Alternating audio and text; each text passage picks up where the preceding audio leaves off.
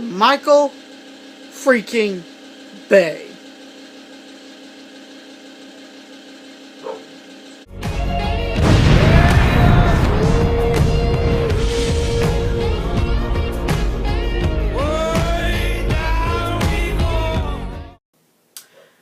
So Transformers tells the story of the Autobots as they must get to Earth before the Decepticons in order to retrieve the Allspark before the Decepticons get it and use it to destroy Earth. My thoughts on this Michael Bay action film. It's one of his more enjoyable films if you ask me. Because it doesn't really feel like a Michael Bay film for once.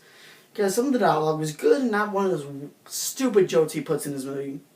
Mostly. And in the action scenes, I can tell what is basically going on. Somewhat. So the first half feels just like a regular movie until the Autobots show up. Then the second half is just pure Autobots versus humans. Well, only in that one scene. And freaking Decepticons. Now let's get into the Decepticons. Michael, how do you ruin my favorite villains? I've seen the original cartoon on TV because they showed a couple episodes, and I also had that original cartoon movie. And the Decepticons in here, they just feel like lackeys, except for Megatron. Megatron's a huge positive, but I'll get into him in a minute. These Decepticons, though, just lackeys who are just disposable. We can just replace them in the next movie. I didn't like that Michael Bay did that. They may have been lackeys in the original cartoon, but they had purpose. These Decepticons don't have purpose at all. Yeah, it's a big old middle finger to fans of the original cartoon, to be honest. So, now I'm done with those Decepticons. Let's get into my all-time favorite Decepticon, especially in this movie, Megatron.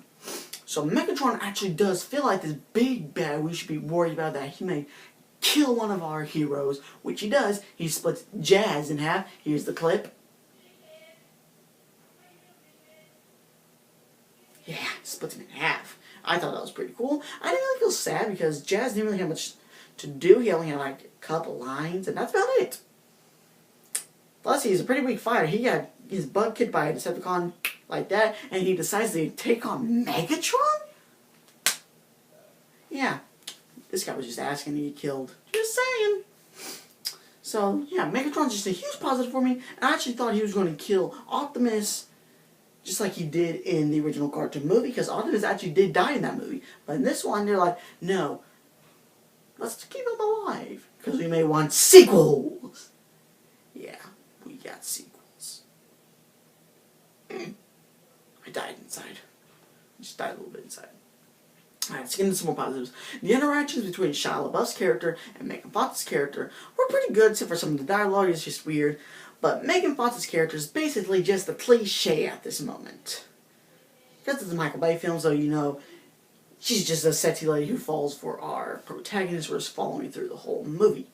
Obviously. Which is just, Michael, stop that! But I actually do like, I didn't really like the side story with the soldiers, to be honest. It felt really unnecessary. I'm saying, it just feels unnecessary. Go from one part of the story to the desert with our soldiers being slowly hunted down by a scorpion Decepticon.